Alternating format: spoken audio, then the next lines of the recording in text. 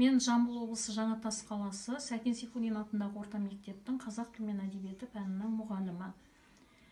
Бүгінгі таңда әрбір мұғалім онлайн сабаққа дайындық үстінде.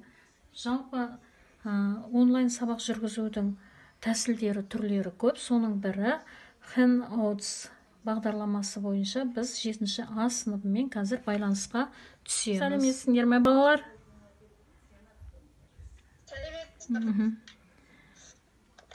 Сабаққа дайынбыз ғой. Мінекей, саламатсыңдар. Мінекей, мына жерде бүкіл класс байланысқа түсе алады. Тікелей сабақ жүргізе аламыз. Және мен де оқушылармен жұмыс жасаған кезде мінекей тапсырмалар бере аламын.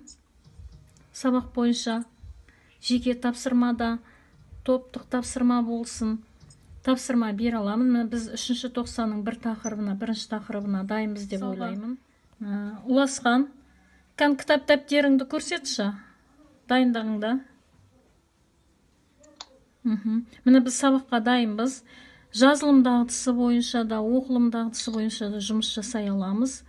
Жазылым дағдысы бойынша өздерінің жазған жұмыстарын оқи алады, біз тыңдай аламыз және бағалай аламыз. Сонымен қатар ғаламтор арқылы да тапсырма, бейне таспалар, бейне роликтер ұсына аламыз. Осы желі арқылы пән мұғалімдерінде сабақ кестесі бойынша қосуға болады, яғни бірге жұмыс жасауға болады.